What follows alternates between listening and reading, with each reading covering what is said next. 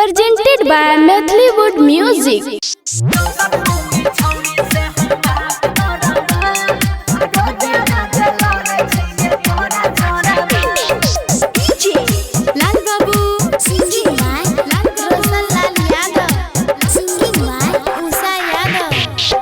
हमरा संग रे कोरिया विश्वासघात करै छी, हमरा संग रे कोरिया विश्वासघात करै छी।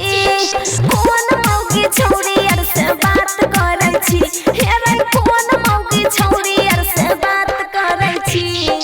दोसर मौगी छौरी से हम बात करब, दोसर मौगी छौरी से हम बात करब।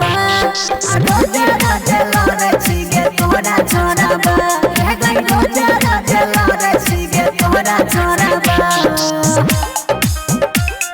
साई रिकॉर्डिंग स्टूडियो दिल्ली। दोसर मौगी छौरी से हम बात करब, रोजे रोजे लड़ै छी गे तोरा छोड़ब। रे ऐसन हमारा में की छै कमी रे, कोन छौरी में पाबै छी तू नामी रे।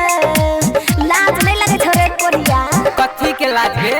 हे गयो करवाला नहीं छौ गुना गे, भोरे झाड़ू से करै छी सगुन गे।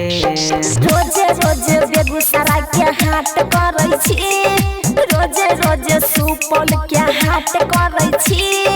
कोन भाई खाऊ की से बात करै छी, हमरा संग रे कोरिया विश्वासघात करै छी। कोन पापा खाऊ की से बात करै छी, बता न रे कोरिया। साई रिकॉर्डिंग स्टूडियो दिल्ली।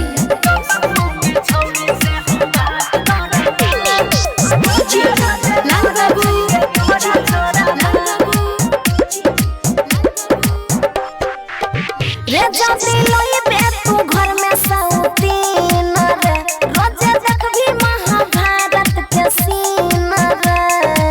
कान खोल के सुन ले, हम तो बात करबे करबो।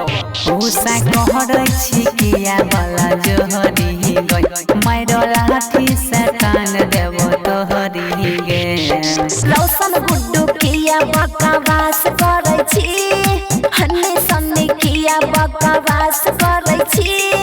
कोन सौतिनिया से बात करै छी, हमरा संग रे कोरिया विश्वासघात करै छी।